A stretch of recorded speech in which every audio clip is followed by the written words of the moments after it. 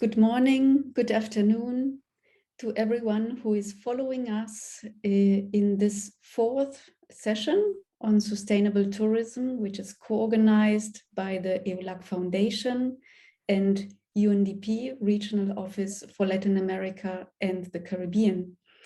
It is a great pleasure for me to co-moderate this session together with my colleague from UNDP, Montserrat Schiottel. And meanwhile, people are connecting to the session through the Zoom platform. Please allow me just to give a few technical instructions and also lead you through today's agenda.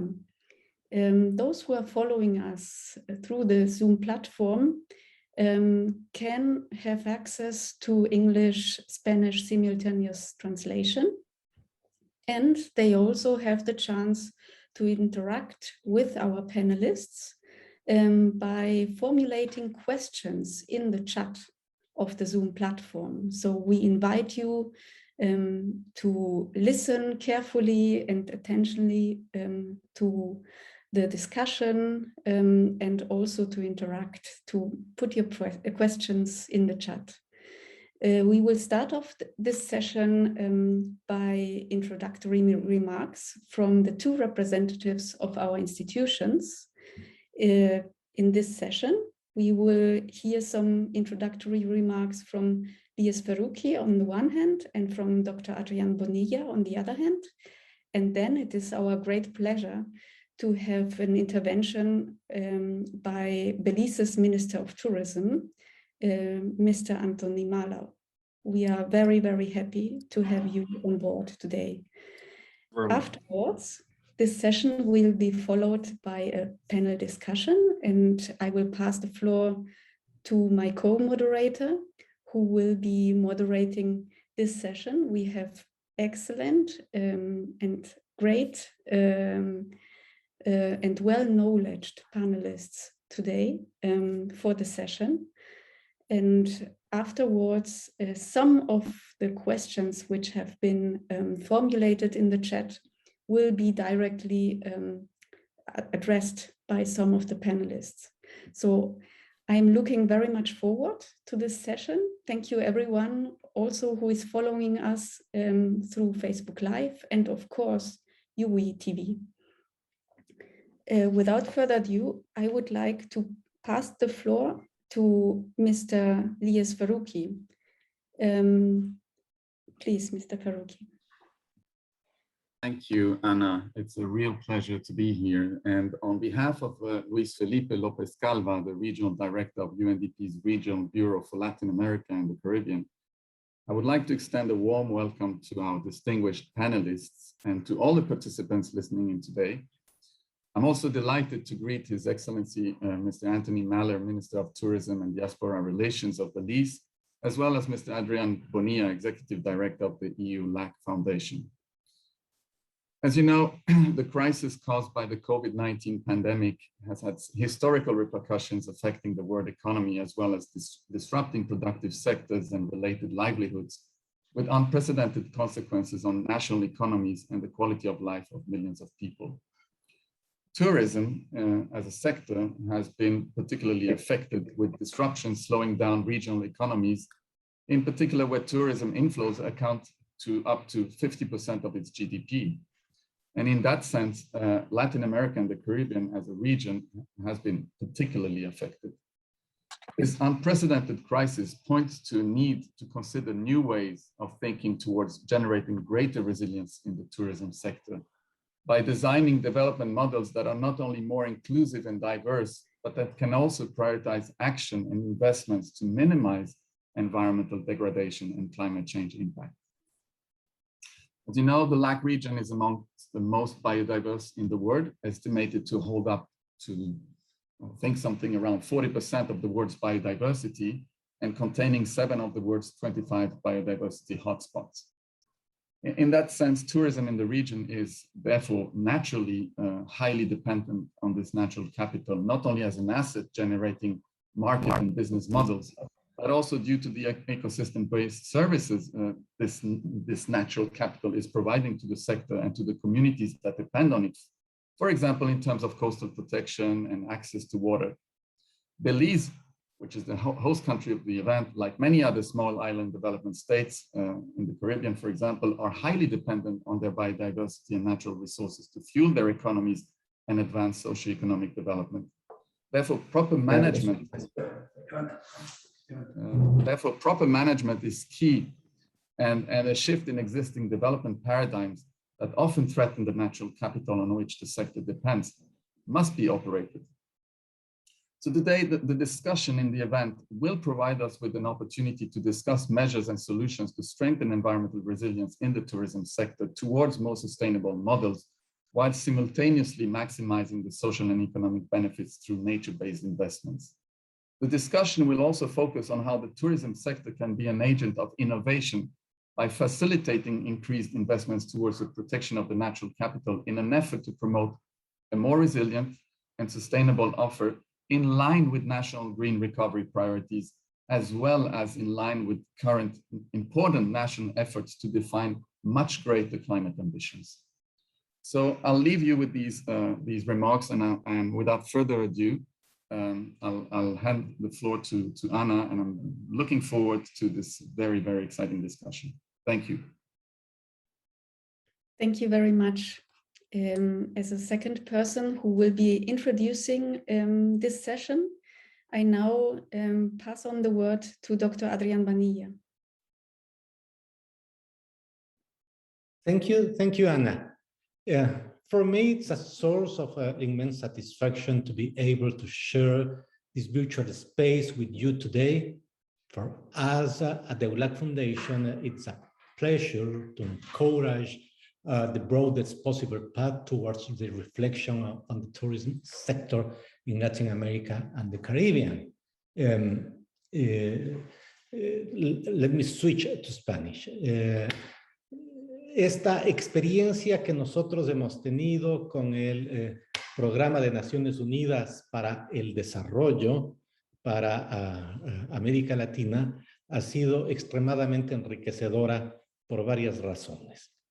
En primer lugar, porque ha permitido explorar el nexo, el vínculo que existe entre las políticas de desarrollo y las capacidades tanto gubernamentales cuanto de las sociedades latinoamericanas y del Caribe particularmente para resistir un evento tan dramático y de las magnitudes que ha tenido la pandemia en la región.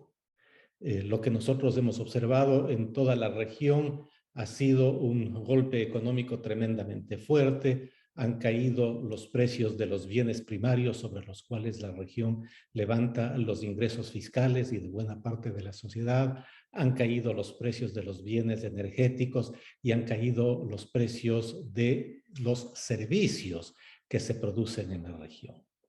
Esto ha sido particularmente intenso en las sociedades más vulnerables.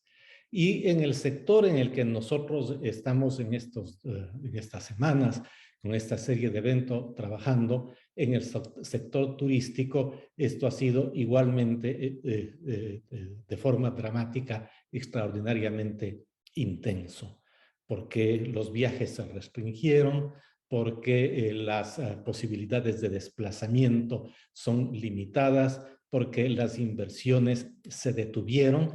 Y esto es importante porque hay muchos países en América Latina y en el Caribe, pero también en Europa, que es otra de las regiones a las cuales la Fundación atiende en sus áreas de concentración, que dependen de la capacidad de brindar servicios. Entonces, en primer lugar, ha sido extremadamente interesante el observar cómo reaccionaron las sociedades.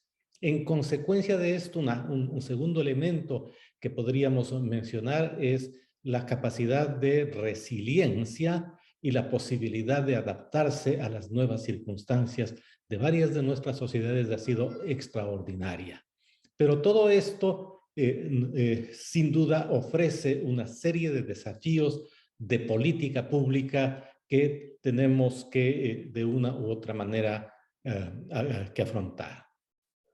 En el ámbito en el que trabaja la Fundación EU-LAC, que es un organismo internacional constituido por los países de América Latina y el Caribe, agrupados en la CELAC, y por los países de la Unión Europea, ¿no? Las posibilidades de generar políticas públicas y lazos de cooperación pasan por las definiciones establecidas por sus gobiernos, que se concentran en varios temas que pueden expresarse alrededor de la idea de recuperación sustentable, resiliente, sostenible en el momento actual. Y la industria turística no está alejada, todo lo contrario de este tipo de políticas, porque es una industria extremadamente vulnerable al cambio climático, que se expresa con mayor fuerza en situaciones de áreas vulnerables, como por ejemplo las del Caribe. La posibilidad de explorar cuáles son políticas públicas que permitan la recuperación de las comunidades, de las personas, cuáles son políticas de cooperación que sobre la base de la sustentabilidad pueden establecerse, y la posibilidad de ayudar produciendo información de calidad en el proceso de toma de decisiones de sociedades y gobiernos ha sido parte de esta maravillosa experiencia conjunta que nosotros hemos tenido con los colegas del Programa de Naciones Unidas para el Desarrollo en su concentración para América Latina. Quiero agradecer especialmente en esta ocasión al gobierno de Belice por su preocupación y por la interacción que ha tenido con las dos organizaciones para la organización de este evento. Estoy seguro de que las deliberaciones que tendremos en la tarde de hoy en Europa y en la mañana en el Caribe van a ser de sumo provecho para todas las partes involucradas, y les agradezco mucho por estar presentes en este evento en estos momentos. Agradezco, por supuesto, a nuestros socios y a todas las personas que nos acompañan en calidad de panelistas. Thank you very much, Adrián. Now it is my great honor and pleasure to give the floor to the Minister of Tourism and Diaspora Relations, His Excellency Anthony Mala from Belize. Thank you very much for having me. I would have preferred to have this forum or this session face-to-face, but we still continue to struggle through COVID, and I believe we'll do so until somewhere going into 2023. I hope it's shorter rather than longer. When we initially heard about COVID, we thought it would have been a couple of months, but it's been almost 20 months for us here in Belize, and it has truly had an impact on our country. I have, in my previous life, I used to work here at the Belize Tourism Board, and we've seen, at that time we saw about 5 hurricanes at different levels, SARS, 911, Ebola, but nothing has decimated the tourism industry like the COVID pandemic. And so we're starting from ground level, but we're fighting our way through it, and we have hope and optimism going into 2022 and beyond. Good morning to our distinguished speakers and all participants. It is indeed an honor to join you this morning and to welcome our global audience to this very important discussion under the theme Nature-Based Solutions for Sustainable Tourism in Latin America, the Caribbean, and the European Union. Thank you to Mr. Adrián Bonilla and the EU-LAC Foundation, and to Mr. Jose Cruz Osorio and the UNDP for all your efforts in organizing these events and bringing us together to support each other during these very, very difficult times. Today, we have a wealth of experience on our panel, and we welcome Dr. Armstrong Alexis, Deputy Secretary General of the Caribbean Community, Ms. Misa Labarelli of the European Commission Directorate General in Brussels, Mr. Alfredo Arellano, Advisor on the Environment for the State Government of Quintana Roo, Mexico, Ms. Ana Lucia Orozco Rubio, Biofin Coordinator for Costa Rica, UNDP, Karin Berardo, of the Nature Conservancy, and I want to thank the Nature Conservancy for partnering with my government to issue the blue bond that will save us a tremendous amount of money, and we will work towards developing our country and our people. And we are joined by two of Belize's very own experts in the fields of conservation and tourism, Ms. Celia Mahong, Director of the Toledo Institute for Development and Environment, TIDE, and Mr. Valdemar Andrade. Valdemar and I know each other from like we were 13 or 14 years old, right, Valdemar? Who is the Executive Director of the Turneffe Atoll Sustainability Association, TASA. Colleagues, today more than ever, all of our countries continue to face the ongoing challenges of the COVID-19 pandemic, and our tourism industries have been the hardest hit over the last 20 months or so. But tourism is a powerhouse and is resilient in many respects, and COVID-19 has proven that. According to the United Nations World Tourism Organization, there was a 72% decrease in overnight tourism arrivals in 2020. Europe experienced a 68% decrease. The Americas also experienced a 68% decrease. In Belize, we saw a decline of 72% in overnight tourism arrivals in 2020. In fact, up to July 2021, global overnight tourist arrivals were down 80% compared to 2019. Colleagues, there is a tremendous amount of work to do, but we must join forces and do it together. Despite these uncertain times, we must remain resilient and continue to push forward. For many small developing nations, tourism is a major source of revenues and jobs. In my country, in Belize, tourism represents 40% of GDP and 40% of employment. Tourism also employs a significant number of youth and women. Our tourism industry is a pillar in our country's national development strategy, and this is very much the case across the Caribbean, Latin America, and other small island developing states. Tourism is also an important tool in promoting exchange of ideas and in promoting peace and understanding across countries and cultures. While we often focus on the economics of tourism, we likewise must pay keen attention to the social and environmental aspects of this very important industry.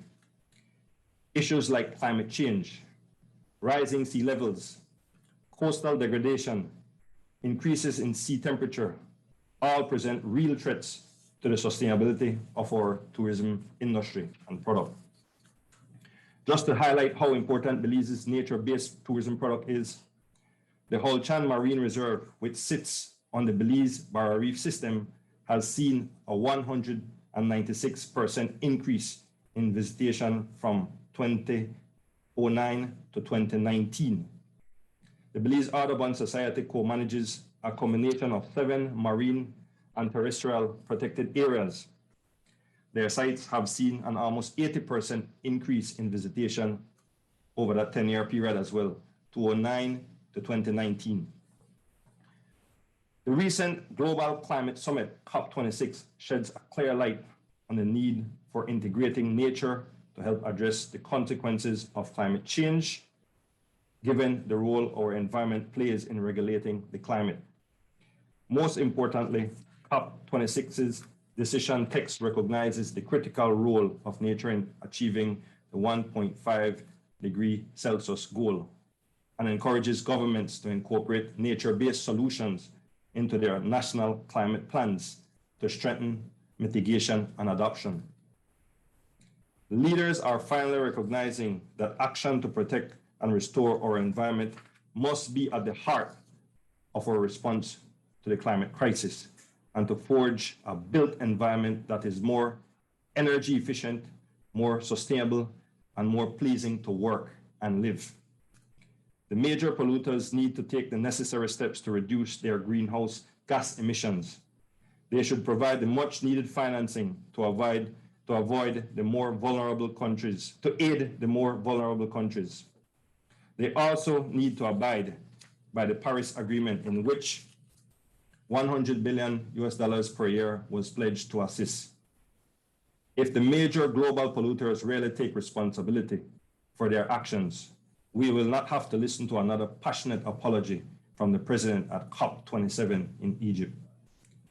Nature-based solutions are needed to help increase the resilience of the most vulnerable and to meet sustainable development goals. In Belize's updated nationally determined contribution, the role of nature is front and center. Within its NDC, Belize has set robust time-bound targets for the protection and restoration of nature by 2030, including the following: doubling mangrove areas under full protection, halting the net loss of coastal wetlands and key forest ecosystems, developing a national seagrass policy with a portfolio of priority areas for protection, and developing and implementing a national coral reef restoration plan. As a result, the stage is set to show how resilient the travel and tourism industry is. This is the time to look towards nature-based solutions. This is the time to invest in sustainable tourism. This is the time to show true love for our world. Nature has blessed us with wealth untold, declares Belize's national anthem. Indeed, Belize's natural resources and strong cultural heritage create the backbone of our tourism industry. We are known for our commitment to conservation, with approximately 26% of our territory under some form of protection. The Belize Barrier Reef is the longest in our hemisphere and is a World Heritage Site, rich with colorful marine life. Wildlife abounds our tropical forests. We have the longest cave system in Central America, and we are at the heart of the Maya civilization. Our people are diverse and we live in harmony. We are truly blessed, my brothers and sisters. But only until earlier this month were we able to really quantify some of that natural wealth. Belize began a debt restructuring exercise within the last year and just recently completed a US $365 million transaction with the Nature Conservancy, now referred to as the Blue Bond. This trend-setting initiative will significantly reduce Belize's debt and generate an estimated $180 million for marine conservation. This transaction supports Belize's commitment to protecting 30% of our ocean, strengthening our fisheries, and establishing a framework for blue carbon projects. Nature-based solutions and investments in sustainable tourism are critical at this time. Thankfully, we are now seeing the light at the end of the tunnel with great hope for our future. We can diversify our tourism supply, strengthen local communities, promote multi-destination and inter-regional travel, raise awareness and encourage more sustainable behavior among our visitors. Belize's National Sustainable Tourism Master Plan, which is currently under review, will speak to all these solutions. The travel and tourism industry has the potential to lead the charge for economic recovery. We call it our low-hanging fruit. The social, cultural, economic, and environmental challenges faced are real, numerous, and complex. So this is no time for the weak of heart, but tourism's resilience has been proven over and over, and we should never be counted out. Therefore, looking forward, and as affirmed by our Prime Minister, Honorable John Briceño at COP26, we all know what we need to do. We must summon the courage and moral strength to act. None of us can afford to fail. It is therefore incumbent on us in the tourism sector to also do our part in not only the rebuilding of our economies, but equally in the improvement of our social equity and in the responsibility of our tourism sector to be environmentally responsible. The tourism industry can most definitely help to lift our people out of poverty, to build bridges across socio-cultural barriers, and to reaffirm our nation's commitment to environmental sustainability.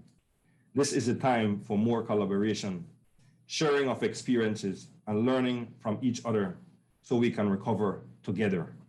So today, we look forward to the important discussions and strategies, innovation, and experiences of the esteemed panelists. Let us work together and harness the power of our biodiversity and natural resources to refuel our economies. I thank you for your time, and I look forward to the discussions. Have a good day.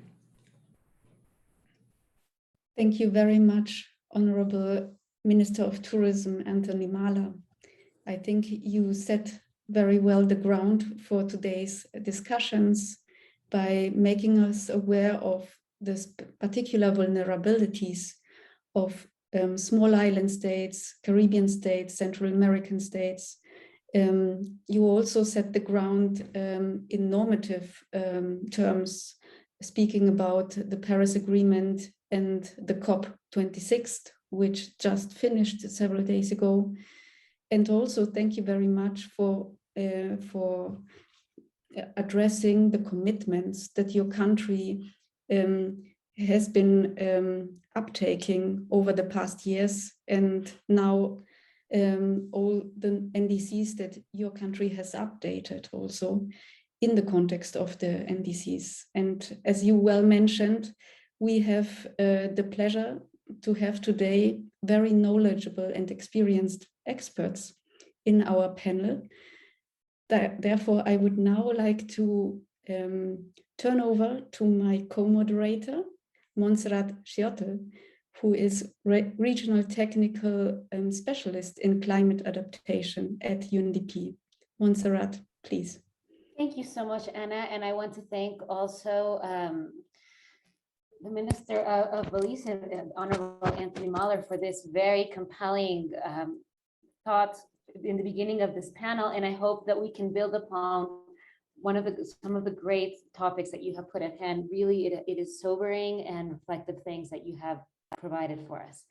So in that light, it is my great pleasure to introduce this panel discussion that will present what the ULAC region has been doing as a key innovator to transform the tourism sector and promote investment in natural capital for enhanced resilience. We have a wonderful mix of panelists that have proven to be champions and demonstrate how investment in natural capital and nature-based solutions are actually viable.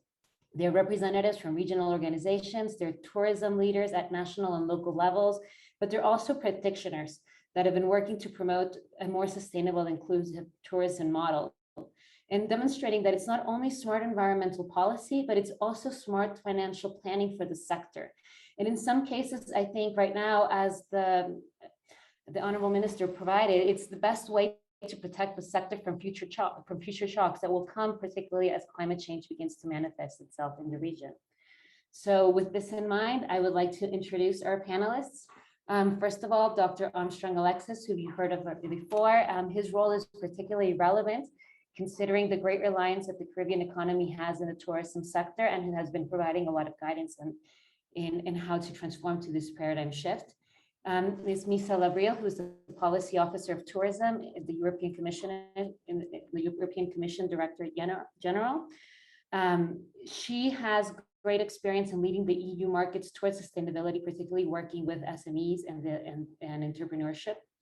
Mr. Alfredo Arellano, who is the Advisor on the Environment for the State Government of Quintana Roo in Mexico, who has led the state in innovating in the development of investing in an insurance policy for the Mesoamerican coral reef. Ms. Jimena Escobar Fadul, who is the Caribbean Coral Strategy Manager and leader in regional ecotourism from the Nature Conservancy, who has led various strategies with the private sector in the tourism industry, innovating towards a more sustainable sector and also providing investment for natural capital. Ms. Celia Mahon, who is the director of the Toledo Institute for the Development of Environment, or TIDE, in the Punta Gorda town in Belize, who has led in promoting tourism as an ecosystem compatible based livelihoods alternative. Ms. Ana Lucia Orozco Rubio, who is the Biofin coordinator for Costa Rica, who as part of the role in Biofin has identified the role of rural tourism in increasing investment for natural capital in conservation and has promoted interesting models that allow for this inclusiveness and more sustainable sector. And finally, Mr. Valdemar Andrade, who's Executive Director of TASA, the Toronto Atoll Sustainability Association, in Belize, that has innovated in promoting blended finance investment for natural protected areas through various income generating strategies, including tourism. So as you can see, we have a great panel and I'm excited to get to the questions now. So the first one would be towards Dr. Armstrong Alexis from CARICOM. So my first question to him would be, we often talk about the importance of sustainable tourism, but we don't really focus on the why. So Mr. Deputy Secretary, if you could provide us with a regional perspective and why it is important for the Caribbean to look for this paradigm shift from the past tourism model, and what are some of the common challenges that the sector faces when looking to protect its rich natural capital? Okay, thank you very much for the introduction, and good morning to my fellow panelists. Good morning, Honorable Minister. It's a pleasure to meet you, albeit virtually, and I do look forward very soon to meet you in person. My former colleagues from UNDP, I've only recently joined the CARICOM Secretariat, and it really is a pleasure that my first outing on behalf of the Caribbean community is in fact with the United Nations Development Program and other participants of this webinar. First of all, let me thank you for organizing such an important discussion and to register my appreciation on behalf of the Caribbean community for the invitation that you've extended to us to share some thoughts on this quite pertinent topic. Tourism, as many of you would know, accounts for approximately 14.8% of the region's GDP and is the single largest revenue stream for many of our member states. Based on the 2015 Travel and Tourism Council figures, the top 3 most tourism-dependent countries in CARICOM were Antigua and Barbuda at 57.1%, the Bahamas at 46.9%, and Barbados at 39% respectively. And as the minister pointed out, Belize is somewhere in the region of 40% of GDP being accounted for by tourism. Annually, the region plays host to over 25 million visitors, from which it earns in excess of $49 billion on an annual basis. There is therefore no doubt that tourism is quintessential to the current survival, sustained growth, and advancement of our Caribbean region. Colleagues, the COVID-19 pandemic has negatively impacted the growth rates and real GDP figures of all of our CARICOM countries. The 3 heavily tourism-dependent economies suffered negative growth, with Antigua and Barbuda suffering a total of 20.2%, Barbados 17.6%, the Bahamas 14.5% negative growth in 2020. In 2020, Barbados, for example, its visitor arrivals as measured by airlift fell by 71%, while cruise arrivals declined by 64%. In St. Vincent and the Grenadines, 420 businesses closed, resulting from 2,750 persons losing their jobs.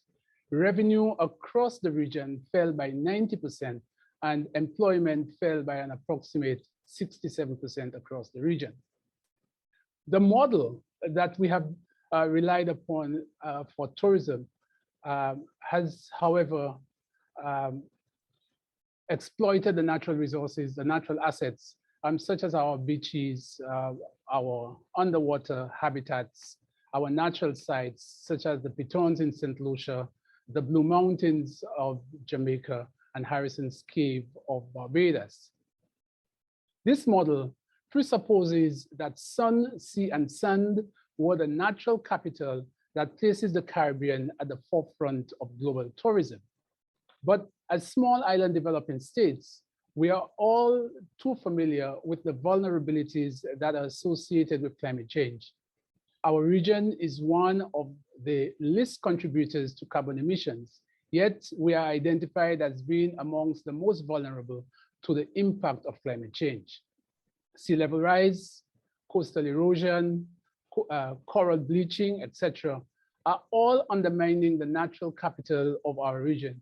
And given the high reliance on tourism, many of the economies of CARICOM member states now sit on the precipice of both an environmental and economic catastrophe, which will have monumental impact on our habitat, as well as on the infrastructure and capital investments that are by and large along the coast of many of our Caribbean territories. And that will ultimately affect the lives and livelihoods of all of our citizens. Colleagues, we therefore have little choice but to dispatch with serious alacrity, an unwavering commitment, and an unambiguous agenda for nature-based solutions that will secure sustainable benefits for the tourism sector in the Caribbean and for the citizens of the Caribbean as a result. We are mindful that we face some challenges. Some of these are within our sphere of direct control, whilst others will require global commitments. Coming up on the heels of COP 2016, I want to posit that the primary challenge that we face is the reticence that accompanies commitments to cap global warming at 1.5 degrees above pre-industrial rates. If this is not achieved, sustainability of our natural assets will not be possible. And not only will tourism not be sustainable, our very existence as a people will be in jeopardy. The challenges that are within our control include region-wide policies on sustainable tourism, cultural shifts to place more emphasis on a marriage between conservation and development, and a democratization and liberalization of the tourism arena to include active participation of communities and the citizenry at large. I am confident that the work that the CARICOM Secretariat is leading will help address sustainability in the tourism sector. But we have to ensure, colleagues, that there is a breadth and depth of an understanding, engagement, and action for protection of these natural assets, which include protection of our coral, our coastal ecosystems, our mangroves, our wetlands, coral reefs, seagrass beds, etc. All natural defenders of shorelines against storms, winds, and erosion. If the existential threat of the associated impacts of climate change are not addressed, however, our local efforts will not be sufficient to protect us, and our nature-based solutions will ultimately and systematically be undermined. I thank you. Thank you so much for such a wonderful response and for highlighting why it is important for us to protect our natural capital, not only just because it is a tourism asset, but also because we really need to create this protection within the region, but also the responsibility of everyone to act within a global concerted effort, because or else the efforts will not be enough. This is interesting. And with this in mind, I would like to move to the question to Ms. Misa Labril, who is, of course, the policy officer in tourism from the European Commission Directorate, because I think they have wonderful examples and they can kind of provide a little bit of what they have done and what the effort has been done by the EU to address this global call for change. So Misa, the EU is often considered a leader when it comes to promoting environmental best practices and guiding these industry standards that Mr. Alexis was mentioning. So your thoughts on what has been particularly effective in moving the tourism sector in the EU across a more sustainable pathway? What have some of the EU done to create these guidances and also to change this culture? And how have this worked to address some of these challenges that have been presented by Mr. Armstrong? Your thoughts would be much appreciated. Thank you so much, everybody, and thanks for having me. Y gracias a todo el mundo para la invitación. It's really nice that we get to talk across the ocean, and as much as I would like to continue in Spanish, I haven't spoken Spanish in a long time, so forgive me, but voy a continuar en inglés. I do have a lot to say, and I wish we had more time, but we don't. So I would like to really zoom on 3 aspects that I think come together, really are pushing towards a transition, a transformation of the sector. We call it the ecosystem, the tourism ecosystem in the EU. And if there are questions after that, that's fine, it's even better, and we can go into details. First of all, the European Commission doesn't have the power to regulate tourism. This is with our governments, okay? So we work with them, but we do have the power. The European Commission is a big animal, so we have many services, and I'm talking to you from the service working on small and medium enterprises, entrepreneurship, and tourism, among other sectors. Other services, though, have the power to set rules. And as you know, we have set out a very ambitious strategy with new rules. That's called the Green Deal. And the Green Deal is going to, according to the Green Deal, we want by 2050 to be, we want to be climate neutral.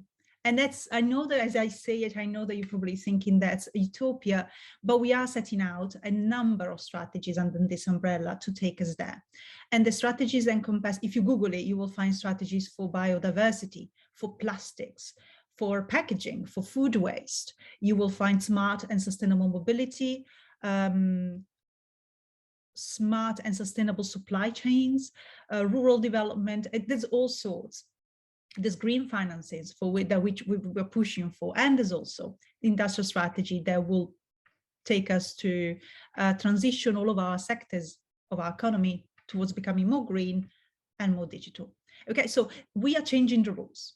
That's what we can do, and that's what we call an enabling framework. So essentially, we're not focusing on tourism, we're changing the rules for the entire economy, because that's our way forward. And now, more on tourism, if you want to Google Fit for 55, you will find that the Commission has decided to be a bit more pushy and a lot more ambitious than just the Green Deal, and has decided then as it comes to climate, to transport, and to energy, some rules need to be revised a bit earlier than that. And what we want to do is to cut emissions in the transport sector. And again, please consider that in the EU, transport and buildings, these account for 95% of our emissions. So we want to cut that down by 55% by 2030, which is, 8 years from now. And I talked to the transport sector. I was in a meeting last week with, the cruising as industry and the aviation industry, and they are having a hard time on this one. This is a very hard one, but they are changing. So this big ambitious plan is pushing them to change business model to the point that Vueling, that's an example, Spanish airline Vueling, last week has for the very first time flown an entire route from Barcelona to Sevilla on sustainable aviation fuel. This is a very first, and we're very proud of it. And when that flight landed, I was on panel with the Vueling CEO. So it was, it was a big commotion. It was good. It's a good change. So change is happening. And that's because the Commission as a whole is working across sectors. Now on tourism, because I don't want to buy too much time, but on tourism specifically, what we're doing is we're setting up a new vision, a policy orientation. I told you we cannot make rules, but we can direct the policy guidelines, because we have the support of the governments and the parliaments. That's how we get things done. And in January, keep your eyes open, in January, there'll be a new document, a new working document. We don't know whether it's a strategy or an action plan or what name it's going to have, but it's a new vision for tourism 2013. And in that document, sustainability is our war horse. It's what we push for first and foremost. It's not just that, but there will be targets for 2030, how to get there, so actions, and how to measure it, indicators. Okay, so what we want is, this is the problem, this is where we want to go, this is how we do it. And some examples, like all the strategies I mentioned before, they'll be translated for tourism in that document, and there will be actions for us, the Commission, because there's a lot more that we can do, for the governments, for the destination and the destination managers, and for the industry, for the business, private and public sector. And we're also hoping for commitments, concrete commitments to move on in that direction. I mentioned destinations, and we we know we have a lot of good practices in Europe, across the EU, and we try to recognize them. So we have a couple of competitions that go on every year. One is strictly on sustainability, and it's only for, sorry, someone is calling me. And it's only for small towns, and when they win, they become a sustainability pioneer for that year. So for 2022, a small town from Denmark has won, Middelfart, and we expect great things for them, and we will give them visibility, so you will hear about them. We have other competitions where we evaluate not just sustainability as green, but sustainability is smart. So the cities that have won this year, they are the capitals of smart tourism. What they do that's better than all the others, they are inclusive. So what they do, they change the pattern of governance so that the destination managers are not just doing marketing, they're actually doing management. So they talk to regional authorities, to the private sector, to the universities, and they come together and they manage a strategy so that, you know, the local communities are involved. And they actually ask them, how much tourism is acceptable to you? How much of it is sustainable? How can we make it more sustainable, you know? And I mean, this is essential. This changing pattern is, you know, an innovation. So that's something I said we do, and we do it every year. The new capitals, by the way, are Valencia in Spain and Bordeaux in France. So we're very proud of them. The last thing I want to mention that we do to support this transition, I probably should mention something that we don't do, because I think it's important to acknowledge that, you know, there's so much still to do. What I hope you can teach us, that maybe you have and we don't, is a way to measure the environmental footprint of tourism on the territory. So we are putting our funds actually now in a new action so that we can support small and medium enterprises, because, you know, in Europe, they are the bulk of our tourism sector.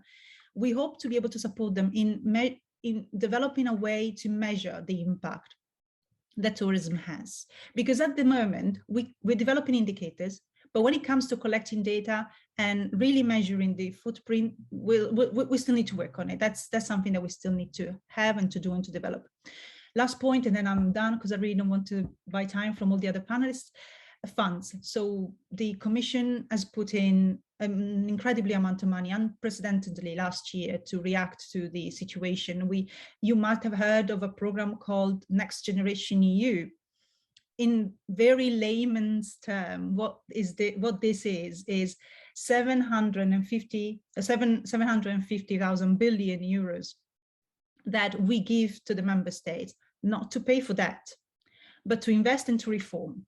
And the plans that the member states put together, they have to earmark this money towards green and towards digital. So you see, we want them to reinvest and to reform something. We want them to change the way things are done. And we also want them to change them towards sustainability and towards more digital. And not just digital because it's nice. Digital as a means to sustainability. That's what we're doing. And the member states, well, the governments, I don't want to speak too much jargon, the governments have sent us their plans. 16 out of 27, so 60%, have got tourism as an area of work. So I suppose that's good enough. You know, not everybody has got the same approach to tourism. Obviously, as you can imagine, I'm from Italy. So for Italy, tourism is a big deal. It is the backbone of our economy. Same for Greece and Spain, but perhaps not for the northern countries. So try and see this in perspective. I still think it's a very good result. So this is what we're doing again, enabling framework, regulatory framework that helps the economy. Policy orientation that we build together with all stakeholders. We don't just write it, we consult and then we write. And the funds. These are the three things that are coming our way. Thank you. Thank you so much. I think this is absolutely wonderful, and it provides a lot of input for us as policymakers on how we can help governments to move forward. And I think one of the key things that you mentioned, and I think is a huge strategy, is how do you have this vision that transforms not only the tourism sector, but it transforms the whole economic vision. And then it is translated in a way that it can be managed by tourism in a way that's inclusive and providing guidance and carrots as well through this. And I think this is so interesting because I think this is kind of where we know we need to go, but it's very difficult to begin to implement, especially in countries with more limited means. But I think this is where the private sector definitely comes in. And with this introduction, I would also like to pass the word to to a question for Mr. Alfredo Arellano, because he comes from this local state, well, from a state government in Mexico, and has also innovated a lot in terms of how the state governments can begin to lead the way as well. So, Mr. Arellano, the state of Quintana Roo is largely developed on coastal-based tourism, which is of course highly sensitive to climate change, with impacts being felt through sea level rise and increasing storms. And of course, it's very dependent as well, because its beaches have been considered among the best. So can you tell us a little bit about the investment that is being made by the sector, by the tourism sector, led with the support of the local governments, to harness the coastal ecosystem and reduce these impacts? And that being, and knowing that the state has invested in the insurance for the coral reefs, why has the state decided to take this ecosystem-based approach?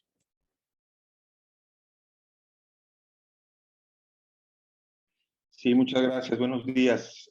Quiero aprovechar la traducción al inglés para hablar en español. No sin antes agradecer a UNDP esta invitación y al gobierno de Belice a participar con todos ustedes. Antes que otra cosa, me gustaría darles unos datos que son muy importantes para entender la dinámica del turismo en Quintana Roo y sus destinos turísticos, que son muy conocidos como Cancún, Tulum, la Riviera Maya, Cozumel. En el año 2019 recibimos un total de 15.1 millones de turistas y 7.2 millones de cruceristas en el estado. El estado cuenta con una capacidad de 107.128 cuartos de hotel, lo que implica una derrama económica por arriba de los 15 millones de dólares. Si entendemos esta dinámica, también tenemos que entender que este turismo es dependiente del medio ambiente de Quintana Roo. Lo que vendemos es sol y playa, y lo que vendemos es paisaje, es naturaleza. Entonces, hay que tener es importante, pues, desde las estructuras gubernamentales, entender que los servicios ecosistémicos que brindan los arrecifes de coral, los manglares, las selvas, las dunas costeras, tienen una importancia importantísima. Y también en los últimos años hay que reconocer el papel de los gobiernos subnacionales en este sentido.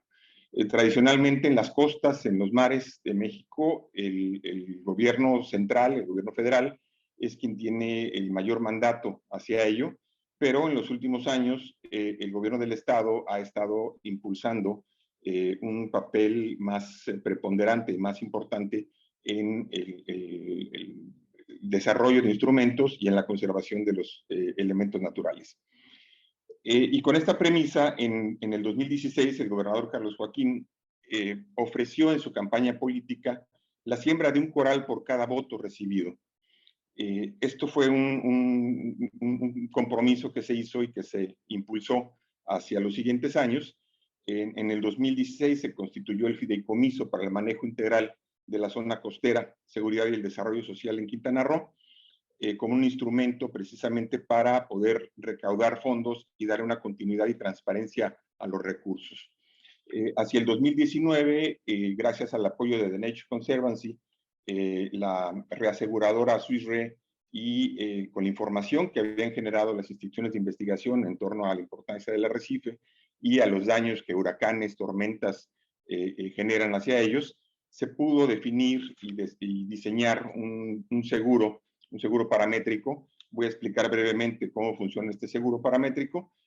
Básicamente son tres variables. El parámetro, que se consideró la velocidad del viento, a partir del cual hay un daño severo a los arrecifes de coral, y esto implica una inversión que no se tiene en el gobierno lista para operar. El segundo parámetro es el área de incidencia, en este caso son los arrecifes de la costa de Quintana Roo, y el tercero es el pago de la compensación. En este sentido, la gran ventaja de los seguros paramétricos es que no hay una evaluación de daños por parte de la aseguradora, simplemente si se cumple el parámetro, que en este caso es la velocidad del viento, el seguro aplica y el pago se realiza. Tenemos ya 3 años con el seguro paramétrico, que ha ido desde bueno, estos pagos van dependiendo de la velocidad del viento, desde un 20% del pago de la suma máxima asegurada hasta el 100%, dependiendo de la velocidad del viento, que va desde los 170 kilómetros por hora hasta los 233 kilómetros por hora, donde en este último caso se aplicaría el 100% de la suma máxima asegurada. Y quien evalúa o quien es el testigo en este caso es la oficina del Centro Nacional de Huracanes, de la NOAA, como institución testigo. Y bueno, después de 3 años es importante señalar que han sido 2 compañías de seguro las que han aplicado. En el primer año, en el 2017, fue Seguros Banorte con la reaseguradora Swiss Re, y en 2020 y 2021 fue el primer año fue Seguros Afirme, el segundo año fue Seguros Banorte con las reaseguradoras Hanover Re y Global Parametrics. En el año pasado, en 2020, con el huracán Delta, que registró vientos sostenidos de 185 kilómetros por hora, se detonó un pago de 17 millones de pesos, equivalente a unos $850,000. Y bueno, no me extiendo mucho, simplemente también señalar que este instrumento pues, ha sido innovador a nivel mundial y que esperemos que como este puedan seguir funcionando otros más en el mundo.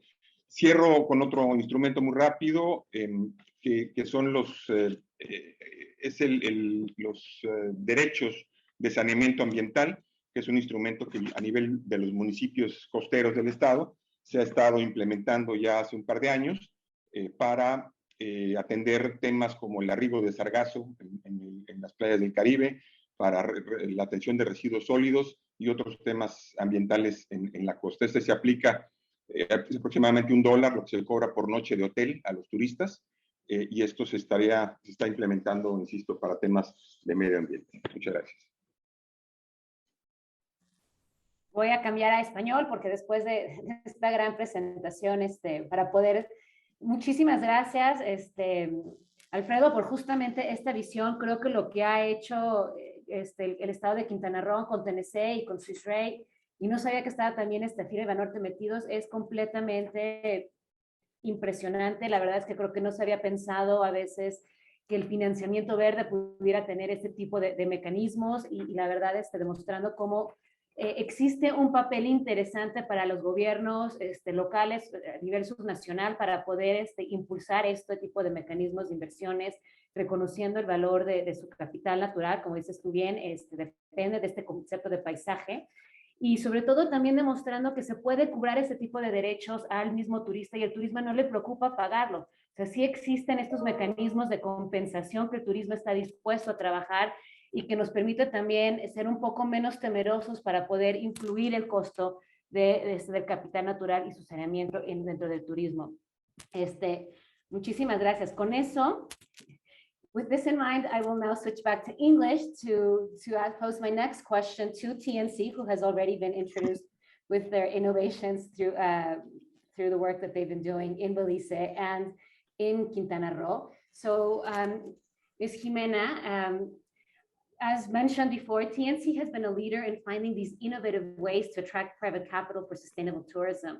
Can you expand a little on how TNC has been able to partner with the private sector to find value and invest in natural capital? And how can governments begin to support this work and harness it? And in this case, we've heard about governments leading the way, but can tourism lead the way for this green recovery that has been mentioned as a response to COVID?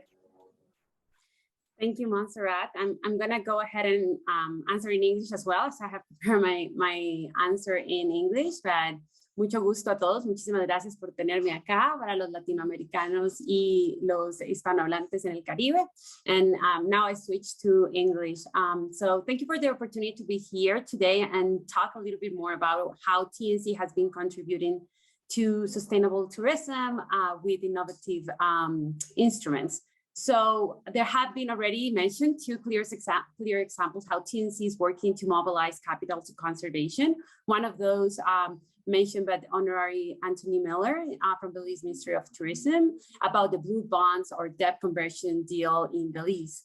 The transaction refinances more than 500 million in sovereign debt to provide 180 million to marine conservation initiatives, all tied to agreements to achieve 30% protections of Belize's coastal marine habitats, including a large portion of the world's second largest barrier reefs that, as many of you know, is in Belize.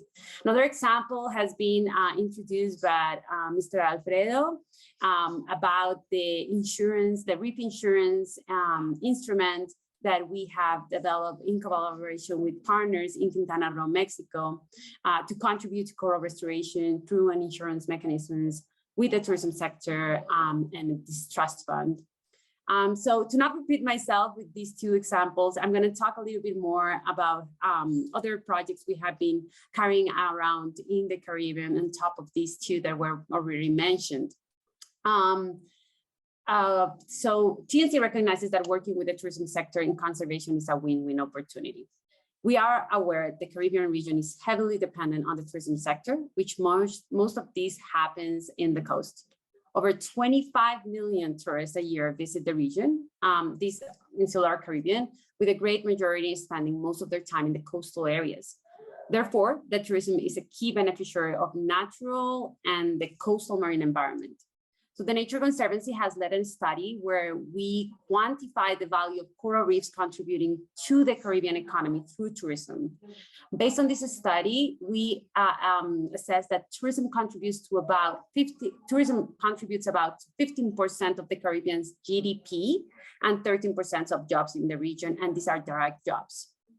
So this places the tourism sector as a key beneficiary of the natural capital, which could provide an incentive to invest in it, right?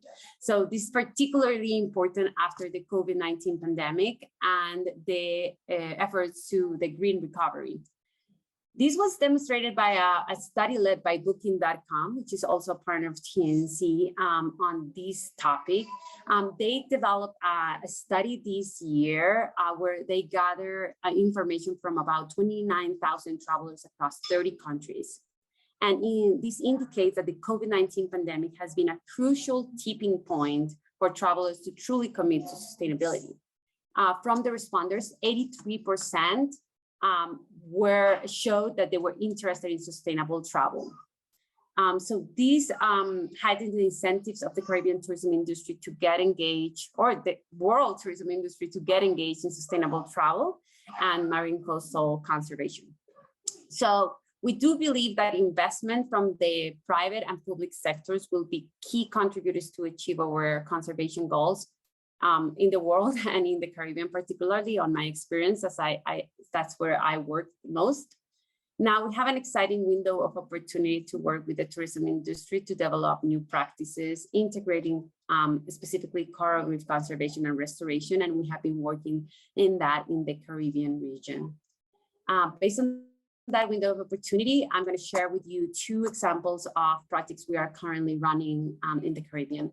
One of them is partnered with Booking.com. Booking.com is very interested in sustainable travel, and with this project with what we call regenerative travel, which is more than sustainability, right? Like it's contributing to conservation, to restoration with hands-on experiences. So they have provided funded as well as capacity for a project in the Dominican Republic to develop tourism experiences with local stakeholders, this with the diving centers. So we basically are developing experiences with the tourism sector contributing to coral restoration. We're doing that in a way that we're ensuring that local partners are engaged, that the activities are based on the best available science and practices, and that these experiences are also marketable experiences, that these add up value to the local diving center that is implementing these experiences. This is an example, again, how Booking is very interested in contributing to sustainable tourism with like specific projects on the ground. Second example I bring today is our partnership with the Caribbean Hotel Tourism Association, or like CHTA, and TNC. Currently, we do have a memorandum of understanding with the Caribbean Hotel Tourism Association, basically focused on how can the tourism and conservation work together to contribute to natural capital. And as part of this partnership, we are currently running a project funded and in partnership with the UN Environmental Program, or UNEP. And this project is focused on assessing challenges and collective opportunities to improve the reef health and support COVID recovery. So right aligned to this panel. So with this project, we conducted a quantitative and qualitative public opinion research among key leaders and stakeholders across the Caribbean region. Based on the research, we have identified needs and opportunities from the tourism sector to be able to implement conservation and restoration projects. We see that there is an interest already in the tourism sector to implement this project. They are already doing some of these coral restoration projects, but there is very little capacity, technical capacity, most of it, into implementing this project. So we, based on that need, we have been developing guidelines to accompany these implementers into the, developing, designing these restoration projects. So lastly, regarding your the question, the part of the question about governments, the government recognizes that tourism, and most of it, the connection with the natural environment, is an important contributor to local economies. I think this has been widely shared and is obvious to all of us. Additionally, there are international commitments, right? And many of the, at least Caribbean countries, are committed to SDG 14, specifically on marine environment. As I see it, and this is a little bit of my personal opinion as well, is basically a lot of the challenges and barriers include capacity. There is not capacity within the governments or local partners to implement green recovery on the ground. And that's where we are really working to build that capacity and accompany like new sectors that haven't thought about conservation and that they don't have the technical capacity to implement this project in a sustainable and efficient way. With that, I close, Montserrat. Thank you. Thank you, Jimena. This is really exciting work. And my first follow-up would be if you could, in the future, share with us all of these great market studies and the ecosystem valuation study, because I think this is something that not everyone has in the radar. And I think it's key to creating this streamlining vision and demonstrating that it is feasible, as the EU has done. So thanks for that. And I think also it points to a way where everyone has an idea. So it's not only, there is an appetite by the private sector, as you've demonstrated, but there is this great capacity gap. And as development practitioners, I think we have a great role in ensuring that the private sector does not go in alone, and it's not just greenwashing, but it really does create this value added for ecosystems, for natural capital, to ensure this resilience. So with that being said, I would like to ask now my question to Ms. Celia Mahung, who is the director of TIDE, and has demonstrated a really interesting study of the role that ecotourism has in creating these ecosystem-based compatible livelihoods, and demonstrating that there is this space for new tourism paradigm that is inclusive, it protects natural capital, it ensures local economies. So how can, I mean, I know that TNC has demonstrated, but from your experience at this much more local level and with this great ambition, how can both conservation and tourism coexist? And how can we deepen this symbiotic relationship to create this, to motivate tourism as a provider for investment for natural capital? Ms. Celia, to you. Thank you and good morning. Thanks for offering the opportunity to me for sharing. Tide Tours has been in existence since 1999. And so we've done quite a lot with ecotourism, and we've changed from time to time. We started off with just building the capacity of our stakeholders to be able to offer the services that are needed. And so we've trained like several tour guides. We introduced fly fishing in southern Belize, in Toledo in particular. We did lots of trainings in customer service, food preparation, bartending, but we quickly learned of the importance of providing tools for trainees to be able to work immediately after training. Initially, we developed like day packages based on the natural capital in southern Belize. So we offered fishing, snorkeling, diving, river tubing, visits to archaeological sites, waterfalls. And we quickly shifted gear to attracting university groups from the USA and Canada who are interested in enjoying nature, but also interested in participating in educational activities, in community service projects, conservation-related projects such as reforestation, trail clearing, monitoring of manatee, seagrass, yellow-headed parrots in our case, monitoring of water quality, and so on. And so, can conservation and ecotourism coexist? We believe that the answer to that is yes.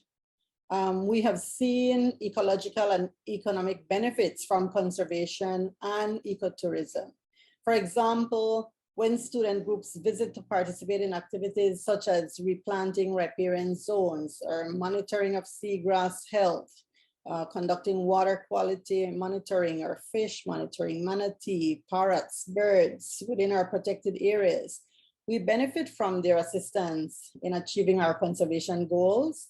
Students gain skills and experience and also feel good about their contribution to conservation.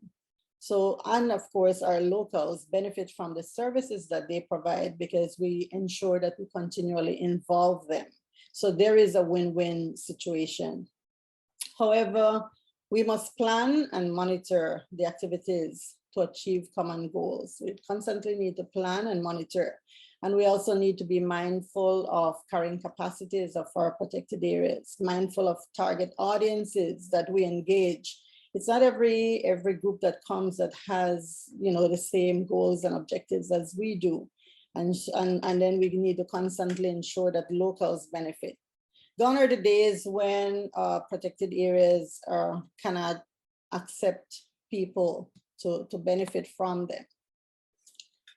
Visitors do not always want to participate only in restoration projects. They also want to visit the protected areas that are rich in biodiversity. So protected areas managers have a role to play in managing the resources. With COVID-19, we saw additional pressures on our protected areas, increased number of fishers, hunters, and people who are involved in logging. So we must be careful about managing the use within protected areas. For example, if we take a visitor snorkeling, they need to see fish, healthy coral, and other marine life for them to have a good experience.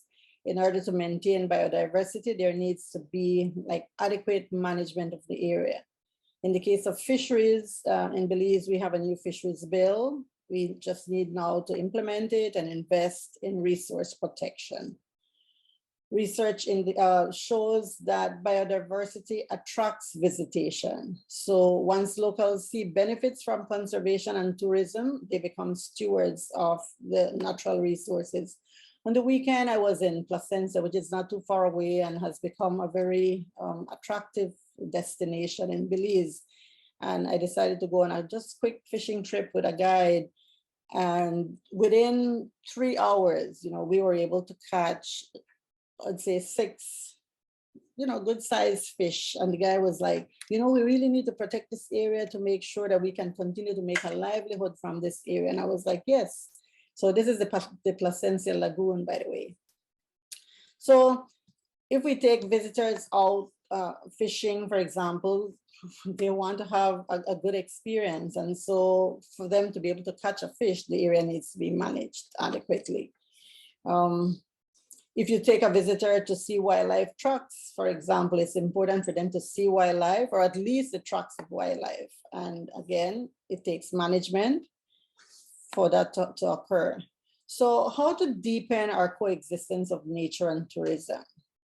I would say ensure that our management plans consider both biodiversity and local community participation, providing livelihood benefits to local communities while reducing economic inequalities.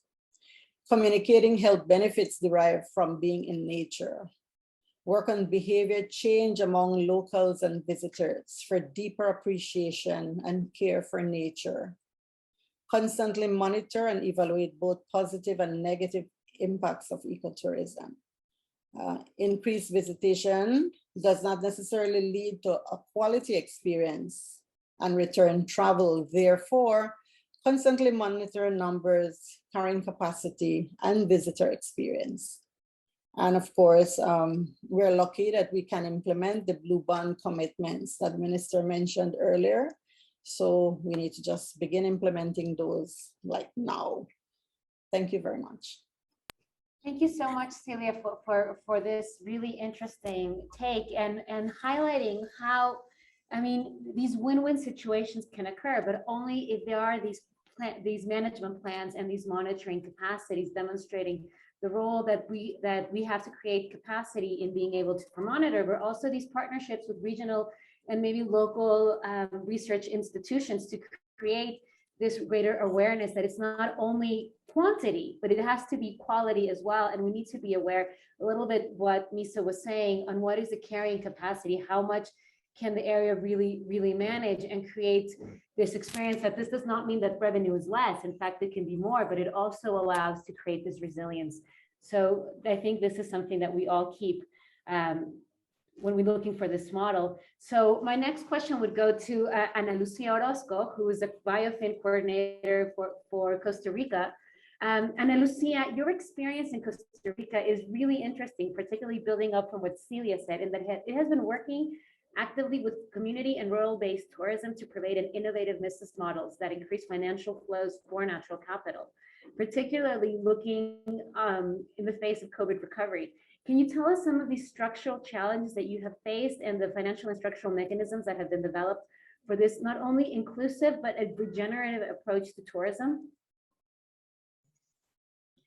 Thank you very much, Montserrat, and thank you for the organizers, for the EU-LAC Foundation, UNDP, and our fellow panelists. I'm switching to Spanish for our, para nuestros hispanohablantes.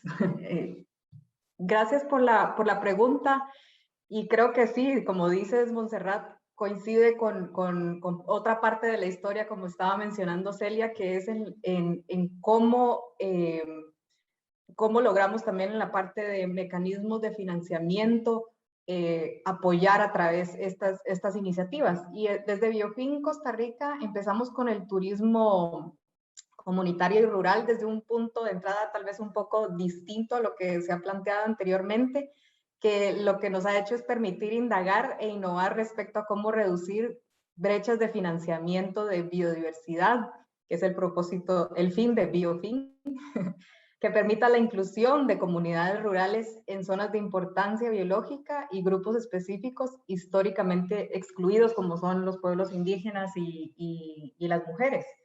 Es importante mencionar que han sido los mismos, para entender esta brecha de financiamiento, lo que hemos hecho es visualizar cuáles eran las brechas de financiamiento de la Estrategia Nacional de Biodiversidad y de la Política Nacional de Biodiversidad, en donde tras un proceso participativo muy amplio, donde participaron los pueblos indígenas y grupos especiales de representación de mujeres en la construcción de esta política pública que fue desarrollada por el gobierno de Costa Rica con apoyo del PNUD, en donde identificamos desde sus propias voces, fueron ellas y ellos, los territorios indígenas, que planteaban la necesidad de apoyar el turismo sostenible como una alternativa de visión donde las personas y la naturaleza coexistan y prosperen. Es una relación diferente a la que vemos y que es el cambio de paradigma que tenemos que apoyar. Esta visión, como les decía, fue manifestada en metas y necesidades específicas que vimos desde entonces que tenían brechas estructurales para su financiamiento. Y es a partir de este proceso participativo en el caso de los pueblos indígenas donde desarrollamos un portafolio de turismo desde la visión indígena en 7 territorios indígenas en la zona sur de Costa Rica como parte de un pilotaje de esta construcción ya de operativización y de búsqueda de mecanismos financiamientos para operativizar esta Estrategia Nacional de Biodiversidad que busca la resiliencia de esos ecosistemas. También en la parte en paralelo, se estaban desarrollando análisis de brecha de acceso de mujeres para financiamiento en los sectores relevantes para la biodiversidad o de la naturaleza, y es también en este proceso que vamos simultáneamente pues generando también este proceso para los mecanismos de financiamiento.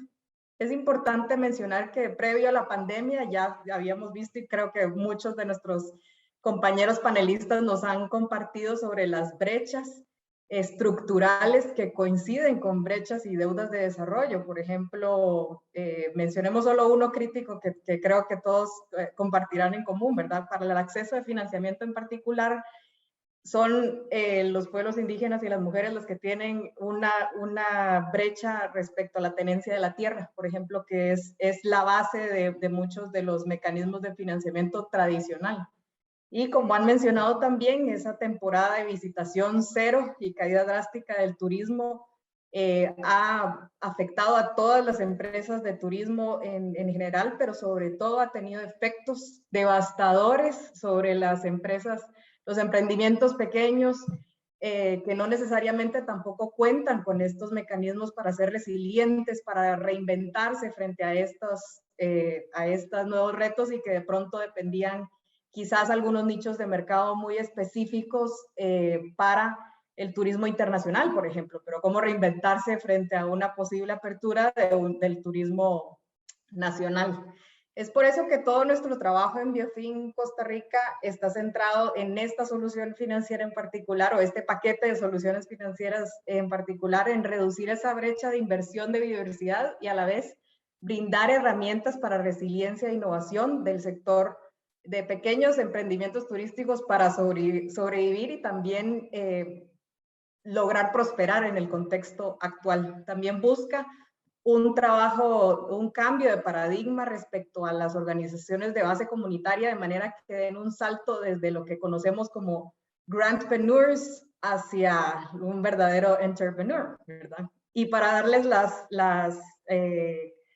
mecanismos financieros concretos que estamos trabajando y que ya hemos iniciado o ya hemos corrido implementación, estamos apoyando para turismo sostenible, estamos apoyando primero o desarrollando en conjunto con socios una incubadora de turismo sostenible para territorios indígenas. Esta es desarrollada con nuestro socio del Sistema de Banca para el Desarrollo, con apoyo del Consejo de la Comisión Nacional para la Gestión de la Biodiversidad, la Mesa Nacional Indígena de Costa Rica y otros actores, tanto a nivel nacional como local, y la cual va a contar con una primera edición a inicios del próximo año. Todavía estamos en diseño y generando esas condiciones que permitan sobrepasar esas barreras estructurales y lograr pues empatar ese anhelo con generar herramientas de innovación.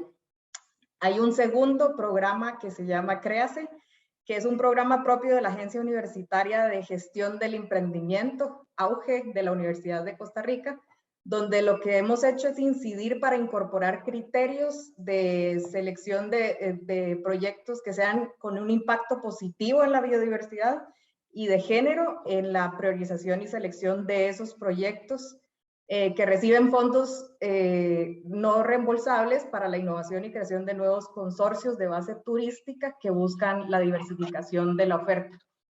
Un tercer ejemplo es enmarcado en un programa más amplio que les mencionaba al inicio, que busca reducir esas brechas de género en los sectores vinculados con la naturaleza, áreas protegidas, en la parte agrícola, en turismo sostenible, pero específicamente para las mujeres, y se llama el marco del programa es Más Mujeres, Más Natura, que hemos apoyado también desde Biofin, y en ellos hay un mecanismo, un crédito específico que se llama Mujer Natura, que ha sido diseñado junto con nuestras socias de la Fundecooperación para el Desarrollo y que tiene financiamiento privado. Y se trata de un microcrédito específico para mujeres con modelos de negocios que hacen uso sostenible de la biodiversidad lo cual incluye, como les decía, el sector turismo y es de pequeña escala. También es importante que esto ya tiene un mecanismo de aval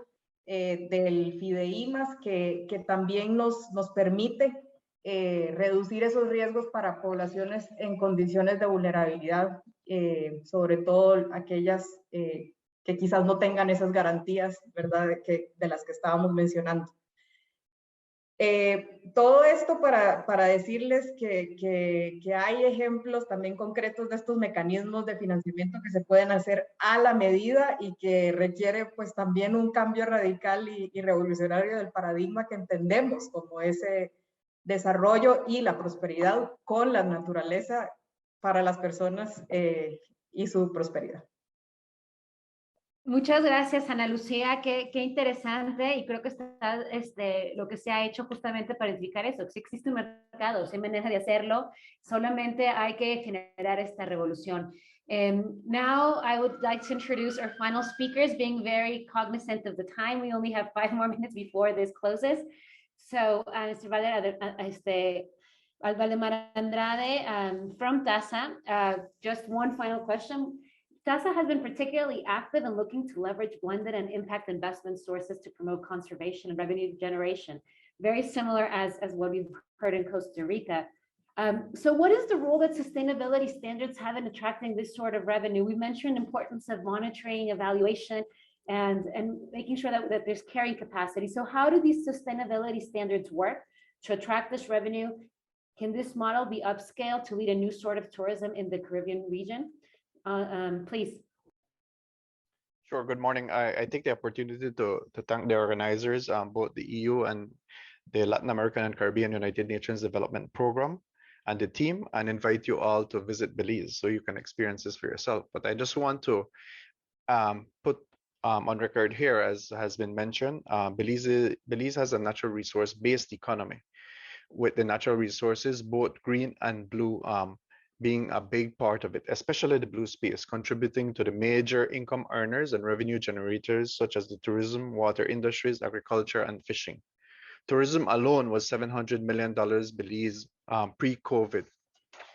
I'd just like to take the opportunity to let you understand a bit of the background in terms of the Turnef Atoll Marine Reserve. It's 342,000 acres of marine space, which involves a lot of coral reefs, 11,000 hectares of mangroves. It's also a major contributor to Belize's commercial harvest of lobster, conch, and finfish, and is known to be an important source of high-value tourism.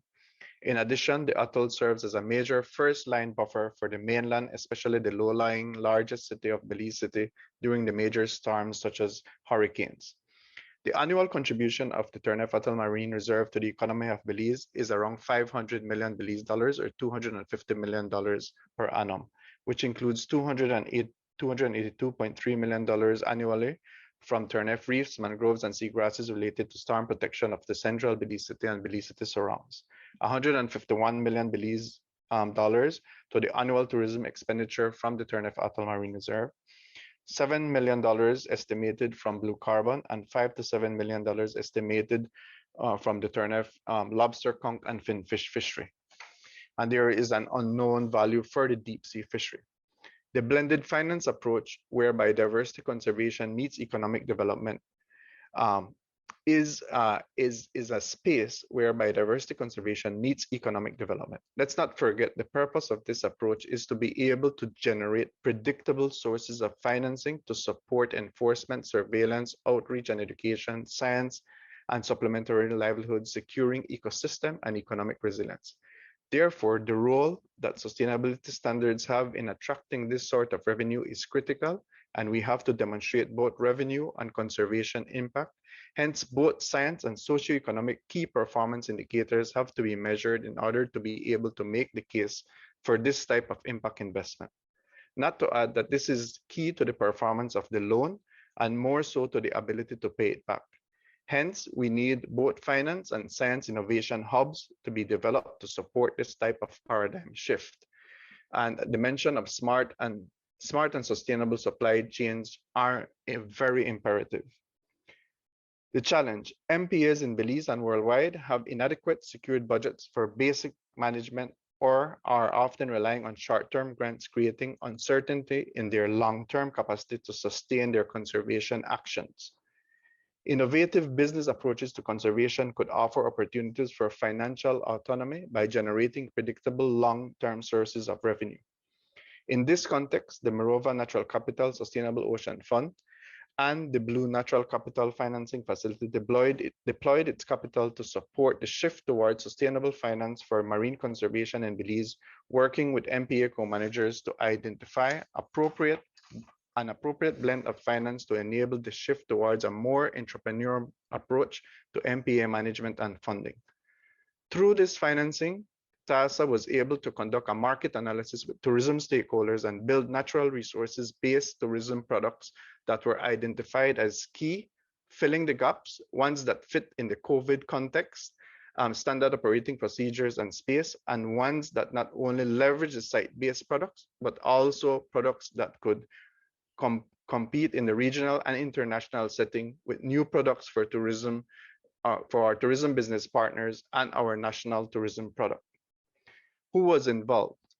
Blue Finance has been a critical project management office. They have brought in to our full disposal experts that we would not have otherwise been able to afford in a timely fashion. Altila Morova and the Sustainable Ocean Fund, who conducted a robust due diligence and finally approved a $1.2 million US blended finance impact facility and leveraged the support of the Blue Natural Capital Financing Facility, which became a significant part of the catalytic funding to have us in a state of readiness that we are today. Other critical investors included the Protected Areas Conservation Trust, the United Nations Development Program, the MAR Fund, the Belize Marine Fund, MPA Connect, the Summit Foundation, and Blue Finance. Critical technical partners included the Nature Conservancy, the Environmental Defense Fund, and the University of Belize. And from the government side, it included the Ministry of Blue Economy, who created the enabling space, and the Ministry of Tourism from a PR and marketing perspective. What were the lessons learned? Critical catalytic funds from Morova Sustainable Ocean Fund and the BNCCF, equity sponsors that arrive on time and are ready to be invested with limited restrictions, rules, and processes to access, and the de-risking loan guarantee of 50% first loss from USAID were extremely important. Key and critical partners with an innovative mechanism to integrate them into your governance and check and balance mechanisms are also critical. Capacity building. Going from a strict natural resource-based management team to an equally important business model has required bringing in key capacities at the right time, and that balance is challenging as you generally have to commence on grant funds and transition while finding key donors or ways to fill the gaps. Networking. The Ministry of the Blue Economy has been our key critical partner in government that has championed creating the enabling environment. Blue Finance has been our overall technical support for the business and science perspectives. The Ministry of Tourism and the Belize Tourism Board has been key from the marketing and PR perspective. There are many other critical partners that fill the financing and technical assistance gaps. So can this model be upscaled to lead a new sort of tourism in the Caribbean region? This has been the road, and I do agree with the panelists as you hear today from the Nature-Based Solutions event here today, that the blended finance facility approach is the future of financing the marine protected areas for the region. It may not be the silver bullet for all the protected areas, but with proper assessment, we can implement this approach as a solution that will allow all of us to leverage tourism as a major approach to financing the support of the long-term management of protected areas on our green and blue spaces. Thank you. Thank you so much, Mr. Valdemar. Unfortunately, we have now run out of time of the session, but I would like to thank our panelists and thank you for the great lessons that we've gotten. First of all, that tourism is the lifeblood for many of the economies, and it is dependent of ecosystems that we need to take care of. Second, that this model is attainable, is achievable, and there's a market that wants this and will be able to support. The importance of monitoring, creating strategic partnerships to ensuring that there is local capacity and information remains local, and that there are funds, and that there's different types of funds that are required for each stage of it. And we just need to identify these different entry points for inclusivity to make sure that these models are relatable for everyone involved. So I think with this in mind, I would hand it to Anna to close up the session. Thank you so much. Thank you very much, Montserrat. Thank you also from my side to all the speakers, all the panelists of this event. I think all of you provided very, very interesting examples, practical examples, strategies on how to achieve win-win solutions between tourism on the one hand and ecosystems on the other. Thank you very much for this. Thank you also for attending via the chat the questions that have been asked from the audience. From my side, there is also just one information more to give. This was the fourth of a total of 5 sessions on sustainable tourism. The 5th one will be held on 3rd December. And the focus theme of this 5th sessions will be employment resilience and social protection for sustainable tourism. Please be also informed that all the sessions can be viewed on the YouTube channels, both of the UNDP Regional Office for Latin America and the Caribbean, and of the YouTube channel of the EU-LAC Foundation. So make sure to pass on the word and to promote also among the people who you know who are interested in this topic, this series. And it won't finish at all on this stage. We will then pass on to produce a policy brief where all the information, all the interesting solutions which have been presented and discussed, analyzed throughout this series of sessions will be again discussed and delivered towards the interesting publics in Latin America, the Caribbean, Europe, and all over the world. Thank you very much for everyone for attending, for your interest. Thank you very much for the speakers. Thank you very much for our partner UNDP for this wonderful session. Thank you very much and see you soon.